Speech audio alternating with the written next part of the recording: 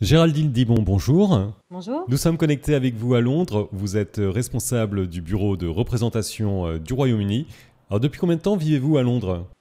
Alors, ça fait 10 ans maintenant que je vis à Londres, avec des voyages dans le pays, mais effectivement 10 ans que je suis établie dans la capitale londonienne. Au regard de votre expérience, quelles sont les grandes tendances du marché sur place ?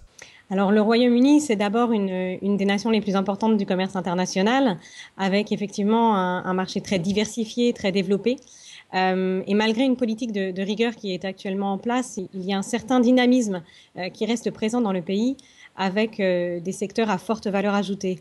Alors, on a aussi bien une activité qui est connue pour une industrie de services, qui représente environ 76% du PIB, mais le Royaume-Uni, c'est aussi une industrie extrêmement dynamique, qui représente tout de même 20% du PIB national. Alors, cette industrie britannique, elle est extrêmement dynamique, notamment dans l'aéronautique, dans l'énergie, qu'elle soit renouvelable ou nucléaire, dans la pharmaceutique. Et il y a tout un tas d'opportunités à saisir là pour les entreprises internationales. Alors, dans ce contexte, quel est l'intérêt pour une entreprise française de venir s'implanter là-bas ? Alors l'intérêt, il est multiple. Il est d'abord que le Royaume-Uni constitue 62 millions d'habitants, donc c'est un marché aussi grand que la France et qui recèle d'autant d'opportunités pour une entreprise française. C'est un marché qui aussi présente beaucoup de facilité et d'aisance à l'implantation des entreprises, avec une fiscalité avantageuse des sociétés, et puis un marché du travail qui est relativement flexible. Et puis, il y a aussi le fait que le Royaume-Uni soit un véritable tremplin pour les entreprises qui souhaitent aborder des marchés de culture anglo-saxonne tels que les États-Unis, le Canada, l'Australie ou les autres pays du Commonwealth. Alors, de façon concrète, comment aidez-vous les entreprises françaises à venir conquérir le marché du Royaume-Uni ? Alors, de façon concrète, notre vocation ici à Londres, c'est de mettre en avant les atouts d'une entreprise française qui est notre client auprès d'acteurs locaux en fonction de leurs besoins, leurs stratégies et aussi de leur culture qui nous est à nous familière puisqu'elle est notre quotidien. Pour vous donner un exemple précis, une des entreprises pour lesquelles nous avons travaillé récemment, et qui est une entreprise industrielle qui est spécialisée dans la machine-outil, a voulu établir sa stratégie d'approche au Royaume-Uni avec nous. Et pour cela, nous avons d'abord abordé avec elle l'aspect de la concurrence, c'est-à-dire savoir comment placer son activité de manière compétitive par rapport à la concurrence en place. Et puis ensuite, nous avons abordé les opportunités que pouvaient receler les principaux secteurs clients au Royaume-Uni pour cette société.